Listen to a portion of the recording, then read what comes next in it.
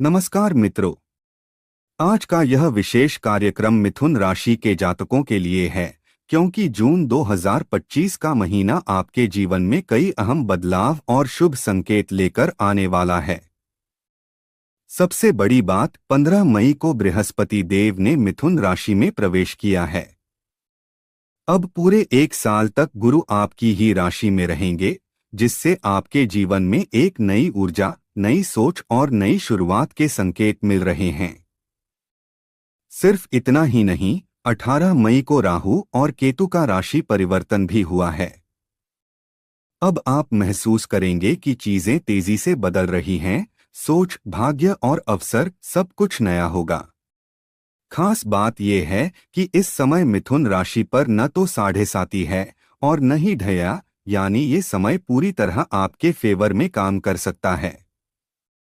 अब बात करें ग्रहों की स्थिति की, तो जून महीने में नवग्रहों का क्या हाल है, एक नजर डालते हैं। पहले घर में बृहस्पति विराजमान हैं, ये आपको आत्मविश्वास, ज्ञान और बड़ा सोचने की ताकत देंगे। दूसरे घर में मंगल बैठे हैं, वाणी में प्रभाव और धन के मामले में कुछ बड़ा हो सकता है। तीसरे घर में केतु, यात्राओं, संपर्क और निर्णयों में गहराई आएगी। नवम भाव में राहु, विदेश से जुड़ी योजनाएं, भाग्य का साथ और नई संभावनाएं खुलेंगी। दशम भाव में शनि, करियर में स्थिरता, जिम्मेदारियां और परिपक्वता देंगे। 11वें घर में शुक्र, लाभ, दोस्ती और मनचाही इच्छाओं की पूर्ति के योग बन रहे हैं। और 12वें घर में सूर्य और बुध, खर्च, विदेश से जुड़े काम और मानसिक स्तर पर जागरूकता लाएंगे। ध्यान रखें, यह राशिफल चंद्र राशि यानी आपकी जन्म राशि के अनुसार बताया गया है। और हाँ मित्रों, वीडियो के अंत में मैं आपको कुछ सरल उपाय भी बताऊंगा, जिन्हें अपनाकर आप ग्रहों का सहयोग और अधिक बढ़ा सकते हैं। इसलिए ध्यान से सुनिए और अंत तक जुड़े रहिए, ताकि आप समझ सकें कि जून का महीना आपको क्या सौगातें देने वाला है। वीडियो में आगे बढ़ने से पहले अगर आपने अभी तक चैनल को सब्सक्राइब नहीं तो तुरंत कर लें और इस वीडियो को अपने परिजन तक पहुंचाएं और वीडियो को लाइक देकर कमेंट में जय गुरु बृहस्पति लिखें। सबसे पहले बात करते हैं आपके स्वास्थ्य की, क्योंकि यही सबसे बड़ा धन होता है। कुंडली का पहला घर यानी फर्स्ट हाउस हमारे शरीर, बुद्धि और इम्यूनिटी को दर्शाता है। मिथुन राशि के स्वामी बुध इस समय 12वें घर में विराजमान हैं, जो 6 जून तक वहीं रहेंगे। इसका मतलब ये है कि 6 जून तक आपको अपने स्वास्थ्य का खास ध्यान रखना होगा। क्या क्या ध्यान रखें? तो खास तौर पर त्वचा से जुड़ी समस्याएं, एलर्जी, इन्फेक्शन और खानपान पर सतर्क रहना जरूरी है। लेकिन जैसे ही 6 जून के बाद बुध आपकी ही राशि में यानी पहले घर में लौटेंगे, स्वास्थ्य में जबरदस्त सुधार आएगा। आपका शरीर मजबूत होगा, इम्यूनिटी बढ़ेगी और यदि आपको सिरदर्द, माइग्रेन या पैरों में थकावट जैसी कोई समस्या है, तो वह भी धीरे धीरे खत्म होने लगेगी। यानी कुल मिलाकर कहें तो 6 जून से पहले सावधानी और 6 जून के बाद सेहत में राहत। अब बात करते हैं आपकी पढ़ाई और शिक्षा की, यानी आपके 5वें घर की, जो विद्यार्थियों के लिए सबसे अहम होता है। पंचम भाव के स्वामी हैं शुक्र देव, और शुक्र अभी आपकी कुंडली में पढ़ाई के घर पर दृष्टि डाल रहे हैं, जो एक शुभ संकेत है। हालांकि जून के आखिरी दिनों में शुक्र 12वें भाव में प्रवेश करेंगे, लेकिन उससे पहले तक उनकी नजर आपकी पढ़ाई पर बनी रहेगी। इतना ही नहीं, गुरु, बृहस्पति, मंगल और राहु ये तीनों भी आपकी पढ़ाई के घर को देख रहे हैं। इसका असर यह होगा कि पढ़ाई के दौरान मन कभी एक तरफ जाएगा तो कभी दूसरी तरफ। कभी लगेगा कि ये विषय चुन लूं, फिर किसी की बात सुनकर लगेगा कि नहीं, वो कर लेना चाहिए। यही है मिथुन राशि की खासियत, द्वैध स्वभाव, यानी एक साथ दो रास्तों पर चलने की कोशिश। लेकिन यही जगह है जहां ध्यान देने की जरूरत है। अगर आप मन को स्थिर कर लें, फोकस बना लें, तो यकीन मानिए इस महीने आपकी पढ़ाई में जबरदस्त सफलता मिल सकती है। हाँ, राहु भ्रम और संदेह पैदा कर सकता है, लेकिन आप खुद पर भरोसा रखें। जिस रास्ते को सही मानते हैं वहीं टिक जाएं, सफलता जरूर मिलेगी। अब बात करते हैं आपके प्रेम संबंधों की। इस जून महीने में प्यार का रंग कैसा रहेगा। सबसे पहले तो ये समझ लीजिए कि गुरु बृहस्पति आपकी कुंडली के पहले घर में विराजमान हैं और पूरे 12 साल बाद ये शुभ स्थिति बनी है। इसका मतलब है कि अब आपके अंदर समझदारी और परिपक्वता साफ दिखेगी। अगर पहले किसी बात को लेकर कोई गलतफहमी हो गई थी, कोई दूरी बन गई थी, तो अब आप खुद उसे सुधारने की कोशिश करेंगे। गुरु का असर आपको सिखाएगा कि किसी भी रिश्ते में सम्मान और संवाद कितना जरूरी है। 6 जून के बाद का समय तो खासतौर पर प्रेम के लिए बेहद अनुकूल रहेगा। अगर किसी से बात बंद थी, कोई परेशानी थी, तो आपसी बातचीत और समझदारी से उसे दूर किया जा सकता है। आपका स्वभाव भी इस समय शांत और सकारात्मक रहेगा, इसलिए जून का महीना प्यार के लिहाज से 80% तक शुभ और संतुलित दिखाई देता है। तो जिनके जीवन में प्यार है या जो अपने रिश्तों में सुधार चाहते हैं, यह समय उनके लिए एक नया और बेहतर मोड़ लेकर आएगा। चलिए अब बात करते हैं वैवाहिक जीवन यानी मैरिड लाइफ की। जून का महीना इस मामले में क्या संकेत दे रहा है।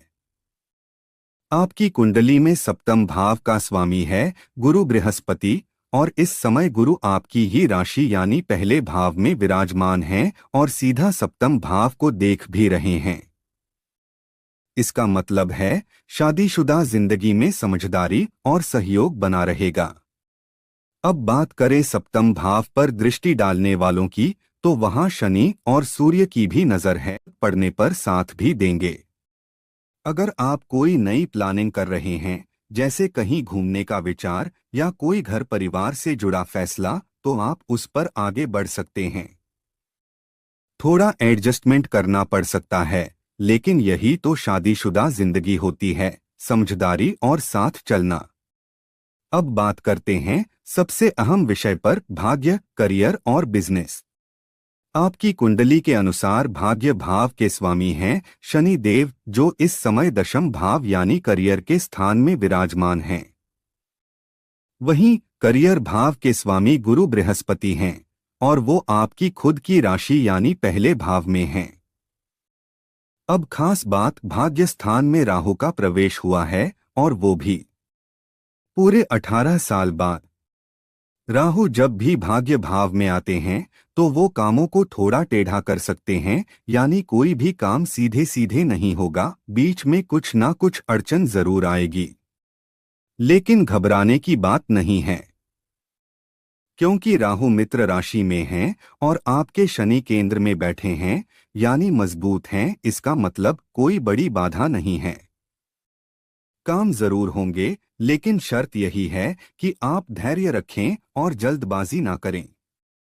अब सबसे जरूरी बात, अगर आप किसी काम को बहुत एक्साइटमेंट में करेंगे, बिना सोचे समझे, बिना योजना बनाए, तो राहु वहां गड़बड़ कर सकते हैं। जैसे कोई इन्वेस्टमेंट करना, कोई बड़ा फैसला लेना, कोई बिजनेस डील करना, अगर जल्दीबाजी में किया तो नुकसान हो सकता है। राहु शॉर्टकट का रास्ता दिखाते हैं, लेकिन शनि आपको मेहनत और अनुशासन का रास्ता दिखा रहे हैं। तो ध्यान रखें, डिसिप्लिन में रहें, ठहराव में काम करें, प्लानिंग के साथ आगे बढ़े, यही शनि को एक्टिव करना है।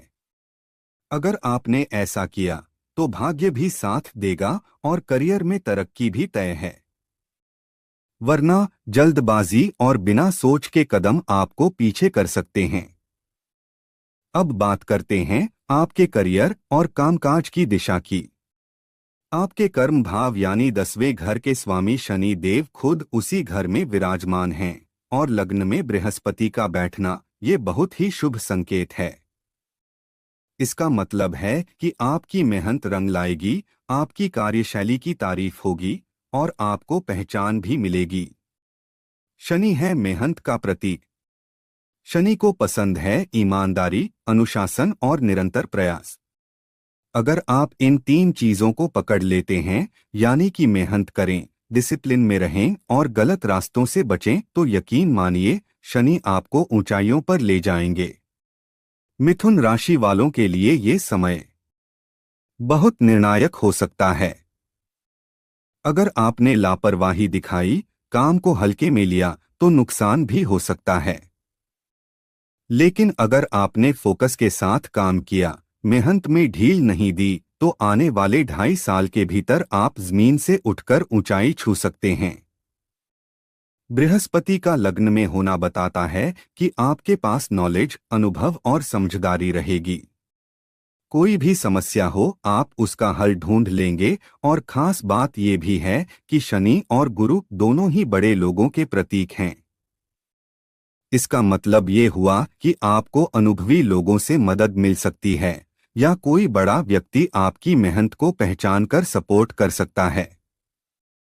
तो अब समय है खुद को शांत रखने का, फोकस बनाए रखने का और पूरी लगन से अपने काम में जुट जाने का। ऊपर वाले की कृपा और ग्रहों का साथ दोनों आपके साथ हैं। अब बात करते हैं व्यापार यानी बिजनेस की। मित्रों, 6 जून के बाद आपके व्यापार में रफ्तार आएगी और 7 जून के बाद से आपको साफ तौर पर ग्रोथ महसूस होगी। अगर कोई नया आइडिया आपके मन में है, तो उस पर काम शुरू कीजिए, समय अनुकूल है। नया काम, नई योजनाएं, सब कुछ एक अच्छा मोड़ ले सकता है। आपकी डेली इनकम में भी सुधार होगा। तो अभी से अपने व्यापार को और बेहतर बनाने की कोशिश शुरू कर दीजिए। अब बात करते हैं आपके धन, लाभ और खर्चों की। मिथुन राशि की कुंडली में इस समय द्वितीय भाव में मंगल विराजमान हैं और ये संकेत कर रहे हैं कि धन आने का प्रवाह तेज हो सकता है, लेकिन साथ ही खर्चों में भी उछाल देखने को मिलेगा। खासकर घर, परिवार और बच्चों से जुड़े खर्चे या यात्राओं से जुड़े व्यय बढ़ सकते हैं। 11वें घर में शुक्र बैठकर लाभ दे रहे हैं, यानी जहां से आपको इनकम आ रही है, वहां से आपको संतोषजनक परिणाम मिलेंगे। लेकिन 12वें घर में सूर्य और बुध के होने से यह भी तय है कि आपको कुछ अप्रत्याशित खर्चों का सामना करना पड़ सकता है, जैसे कोई हेल्थ चेकअप, विदेश यात्रा या किसी इलेक्ट्रॉनिक चीज का रिपेयर। इसलिए सलाह यही है, खर्चों पर थोड़ी लगाम लगाएं, बजट बनाकर चलें और इम्पल्सिव खरीदारी से बचें। आर्थिक स्थिति। गुरु इस समय आपके 9वें घर में हैं, जो भाग्य, धर्म और ज्ञान का घर है। रिटायरमेंट के बाद आपके लिए यह ग्रह बहुत शुभ रहेगा। गुरु की कृपा से धार्मिक, आध्यात्मिक और मानसिक शांति बढ़ेगी। गुरु नए ज्ञान और अध्यात्म की ओर आपका रुझान बढ़ाएगा, इसलिए इस समय कोई धार्मिक ग्रंथ पढ़ना, योग ध्यान करना आपके लिए बहुत लाभकारी रहेगा। इसके अलावा निवेश या पेंशन से जुड़े मामलों में इस महीने थोड़ी सावधानी बरतें। कोई बड़ा आर्थिक फैसला लेने से पहले परिवार या सलाहकार से सलाह जरूर लें। अब कुछ उपायों की बात करें तो रोज सुबह गायत्री मंत्र का जाप जरूर करें। बुध ग्रह के बीज मंत्र ओम ब्रा ब्री ब्रौ सह बुधाय नमः का 108 बार जाप करें। हर दिन हनुमान चालीसा का पाठ करें। रोज उगते सूरज को जल चढ़ाएं, ये आपके आत्मबल और भाग्य को मजबूत करेगा। और अगर हो सके तो हर बुधवार गाय को हरा चारा जरूर खिलाएं, ये उपाय आपके बिजनेस को और ऊंचाई देगा। अगर ये बातें उपयोगी लगीं तो वीडियो को लाइक और शेयर जरूर कीजिएगा और गुरु बृहस्पति का आशीर्वाद पाने के लिए सच्चे दिल से कमेंट में जय गुरु बृहस्पति लिखें। धन्यवाद।